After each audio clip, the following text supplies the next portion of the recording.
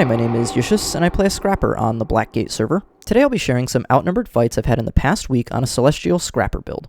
Only very recently have I had time to really start PvPing since the expansion, but I've been greatly impressed by the pressure and sustain of this build. The build is available in the description below. In this first fight I'm opened on by a Daredevil and Guardian. Sneak Gyro allows me an uninterrupted pull into Crowbar, and I then gain zone control with bombs to keep the Thief off me. I see the Thief apply Basilisk Venom, so charge in with Hammer number 4 to absorb that, then use Shield Block number 4 to tank the damage and waste his initiative. With both enemies clumped, Elixir Gun 4 applies great AoE damage. I then use Regenerating Mists with the Hammer Leap for some awesome sustain, then start gaining more zone control with bombs. As the Thief moves in on me, he's forced to stand in my bomb fields, which applies awesome pressure. I then get a stun with Hammer number 5, and at this point he has to retreat into a Shadow Refuge. I then drop bombs near the Shadow Refuge and drop a big old bomb to keep the pressure up on the Thief. After healing, I immediately get pulled by the Guardian, break it with the Elixir Gun stun break, reflect the Thief's shortbow shots with the Hammer number 2, then use Hammer number 4 to further block and apply pressure, and keep the chase on him with Hammer number 3. With him so low on health, I want my most consistent damage, which happens to be the Elixir Gun number 1, which applies long condition duration and has a tracking shot, so I'm fairly confident that a few shots with that will get the Thief down. This is successful, and then I immediately drop bombs on his body to guarantee that he'll drop from AoE pressure. Hammer number 5 on the body applies even further AoE pressure and prevents the Guardian from coming in to try to revive. At this point I'm left to deal with a very tanky Guardian and need to devise a strategy to keep enough pressure up to go through all of his healing. A Firebomb field with a Toolkit Wrench thrown through it applies great condition pressure, which he's forced to clear. I combo another Regenerating Mist Leap for some sustain, but run right into his wall from the staff, which knocks me down. However, I get a Fire Field down and pull him into it for a bit of burning, though he runs right back out. I then chain it into a stun from Hammer number 5. I now switch to Elixir Gun and use number 3 to apply poison to reduce his healing. He decides to enter into a damage chain, and I'm confident I can tank that damage, so I instead drop Fire Fields on top of him and use a Whirl and Leap finisher to apply great condition pressure.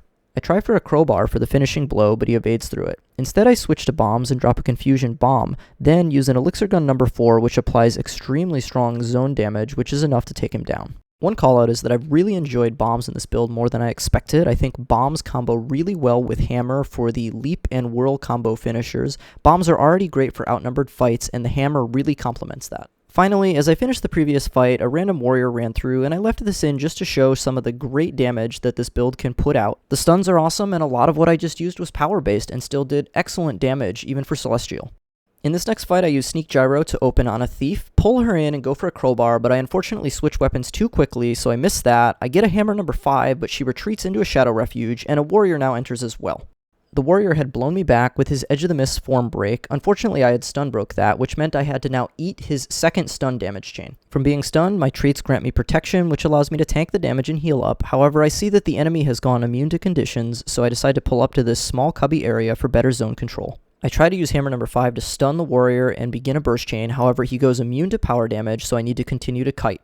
I use my blast finisher heal to kite over to the ledge, then use my Elixir Gun number 5 to further heal up and break the immobilize. I'm taking way too much pressure, so I try to use a Sneak Gyro to get out, however that fails, so I kite over the ledge and get a heal up. With nowhere left to go, I use my Hammer number 3 to evade into the warrior, which prevents his shield stun, however I do take axe burst damage. To survive the onslaught, I use a Smoke Bomb to blind both enemies, then immediately go into a shield block and move back over the ledge to juke them on movement. Elixir Gun number 4 in the doorway applies a blast finisher heal and great damage at the choke point. I evade through the warrior's attack and then immediately go into a Hammer number 5 to stun and a Hammer number 3 to evade and do great damage that takes the Thief down. As the warrior tries to revive, I drop heavy AoE pressure on both enemies. Even though the Thief gets up from this, I'm confident that the warrior is pressured enough to fall. From here, I go immediately into heavy AoE pressure as I know the Thief has no chance of surviving the amount of AoE pressure I can put out on the downed body. As the Thief stealths with Shadow Refuge, I drop a full slew of bombs, and the big old bomb knocks her off and she falls to her death, as we can clearly see from the experience gained here.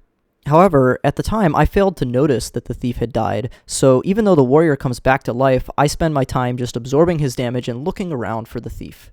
I manage to sustain and tank his damage, and at this point he just falls off to his death. It isn't until after this recording that I realize that the Thief had in fact died. This next clip is going to involve a huge slew of enemies streaming in and is really a testament to the Scrapper's capabilities to survive outnumbered and still output excellent pressure on the enemies. The fight takes place on a main enemy thoroughfare, and immediately after killing an Elementalist, a Ranger and Mesmer open on me. Hammer number 2 allows me to reflect both the Ranger and Mesmer's projectiles. As the Ranger then uses bow number 5, I use bombs to apply stationary pressure, then sustain myself with a hammer number 3 heal combo leap. Neither of these enemies are too threatening yet, but being on a main thoroughfare, I expect a lot more enemy pressure, so I immediately finish the stomp on this and begin to look outward. With one Mesmer still behind me, I spot another Mesmer in front entering stealth. I begin the pull before the stealth goes off, which lets it succeed. However, the Mesmer's running the trait that reflects crowd control back at me, so I get knocked back. I try to reveal her with my stealth reveal, but it fails. However, I then see a third Mesmer entering the fight, and I'm able to stun her with hammer number 5, and then immediately start applying heavy zone control pressure with bombs. As she drops a quickness field, an engineer and guardian both enter the fight, and I tank the damage via the hammer number 3 evade, and then evade through her burst, and then use a stealth gyro to assess the situation. I pull her back in with my toolkit and then crowbar her down, and then go for a stomp. Of course, she uses her downed ability to go into stealth and avoid the stomp. At this point, I now notice that there's also an Elementalist that has entered the fight. Because of stealth gyro, I'm able to finish the stomp and then use hammer number 5 to stun both the Guardian and the Elementalist. I have the Guardian low, so I chase and block, and the first Mesmer is also continuing pressure on me. At this point, I feel like there may be a large amount of enemies on me, so I decide to not chase the Guardian and instead use the line of sight that this area provides. I next noticed a low-health Elementalist trying to revive one of the enemies I've killed, so I get on her. As she gets protection up, I decide to use Elixir Gun number 1 as this applies good condition damage instead. I feel comfortable keeping pressure on her, so I get a quick heal with Elixir Gun number 5, stealth up with Sneak Gyro, get a pull, however the crowbar doesn't hit, and I just barely miss hammer number 5. She uses her defensive cooldowns, which allows her to sustain through my burst.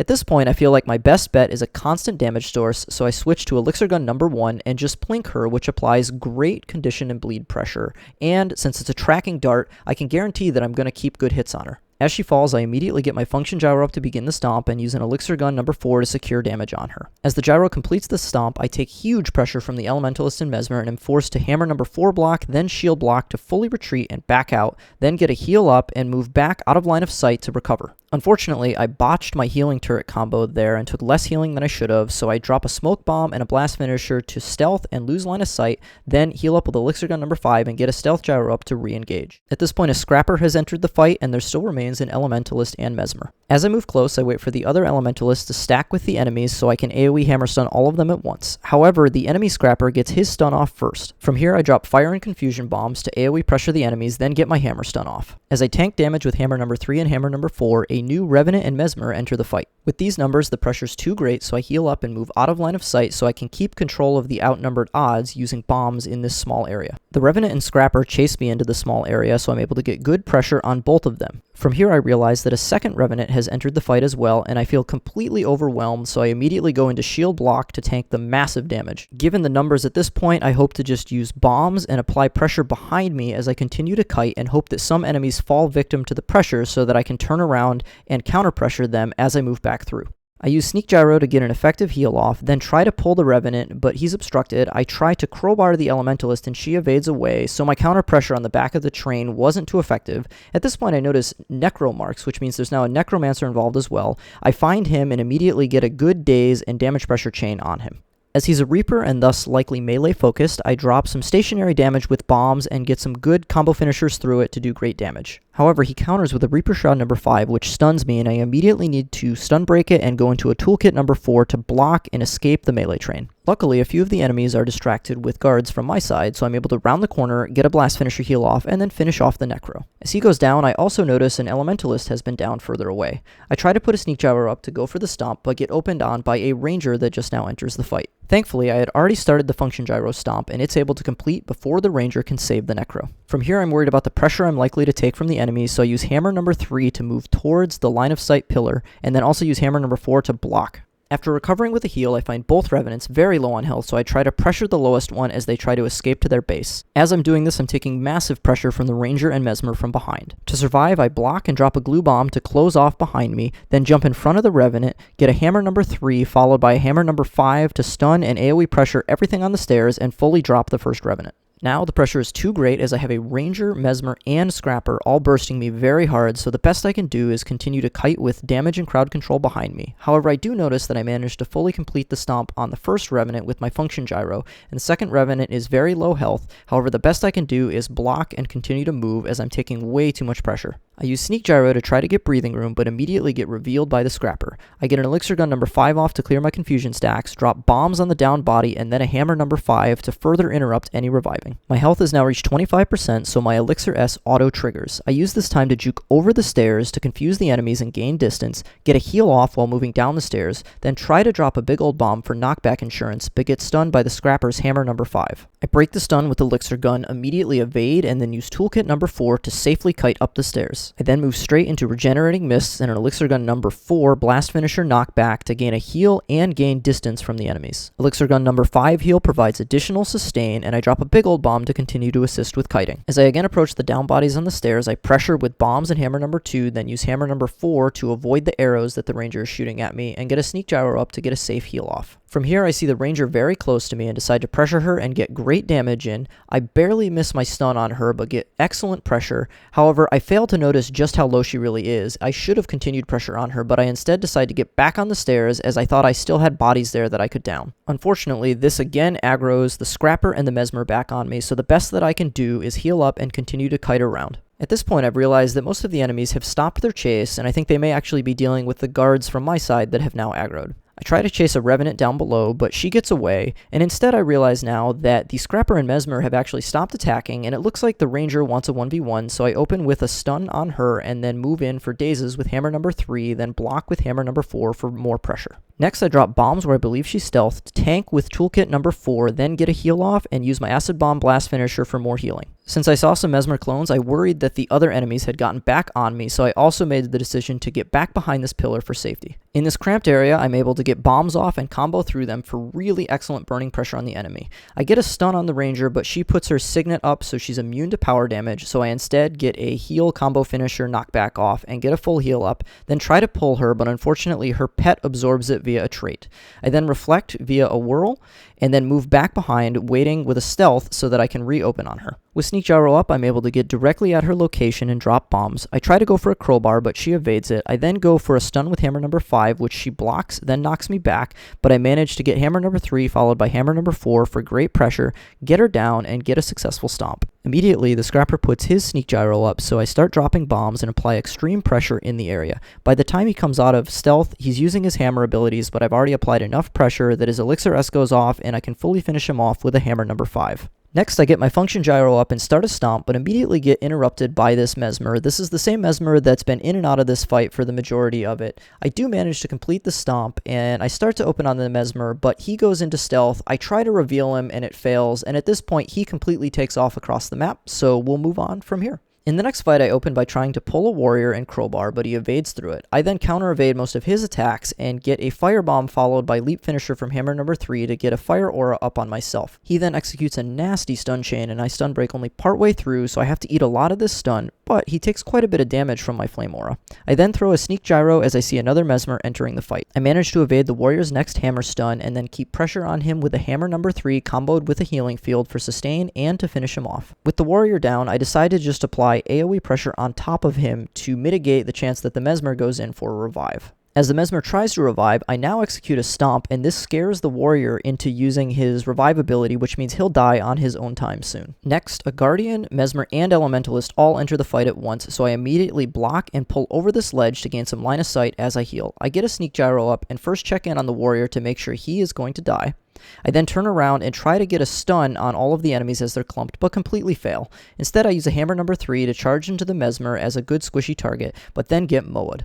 To escape, I try to use the ledge to juke the enemy some, and then use the Moa number 5 to charge forward and Moa number 2 to leap forward, and I want to get behind these rocks to line of sight and better string out the enemies to survive. With the Stealth Gyro up, I should now be able to get the upper hand on the enemy, and I prepare a pull for the Mesmer, however she evades away from it, so that fails. I then go for a stun, but also manage to completely miss it. Instead, I use hammer number 3 to charge through the field for a daze. While I probably should have stealth revealed here, I was worried the burst was already on its way, so I instead evade and then block, then get a crucial crowbar into the Mesmer right as she stealths. Now, as the Mesmer opens to burst me again, she manages to kill herself via confusion damage as I knock myself to safety with Elixir Gun number 4 and heal up with a healing turret and Elixir Gun number 5. From here, I secure a stomp by stealthing up with Sneak Gyro and then a Function Gyro which successfully completes the stomp as she comes out of stealth.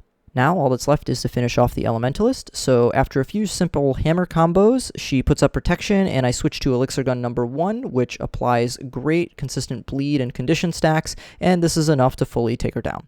Now, the next two clips are actually going to be using a slightly different build. They involve using explosives instead of alchemy in order to take grenades. And I really love grenades still, and I love being able to use this ranged advantage, so this is a build focused around that. I don't tend to find it quite as effective overall when doing outnumbered fights, but it's still a lot of fun, and you can see in this scenario it allowed me to really utilize the ranged position I had on the tower to get the jump on these enemies and get quite a few kills. Overall, I'd still really love to use grenades even in my main build. The problem is I can't really fit explosives anymore. I feel like Scrapper and Alchemy are definitely needed, and Firearms is certainly needed as well for the burn condition and the extra crit, especially when I'm running Celestial.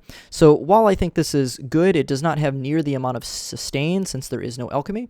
Still, it's definitely a great alternative build to play around with. I do think grenades can still be taken without explosives, though the losses are pretty severe, and thus overall I would normally choose Mortar over a grenade kit in today's world. With that in mind, I do actually feel a bit saddened that grenades are pretty heavily locked to the explosives trait line.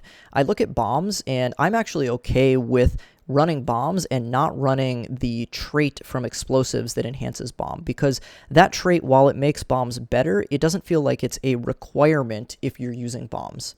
Without the bomb trait, my bombs explode a little bit slower, but their usability is still the same, and their radius and their effect is still the same.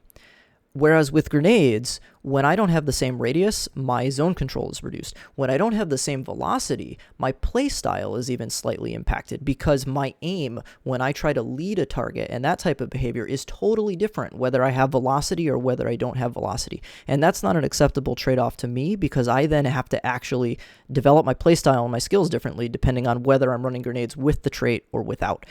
So to me, I think there is still some improvement there, and I would love to be able to strategically decide when to switch to grenades versus bombs, but today I don't really get that decision, because without explosives, grenades are much less of an option for me just because of the traits.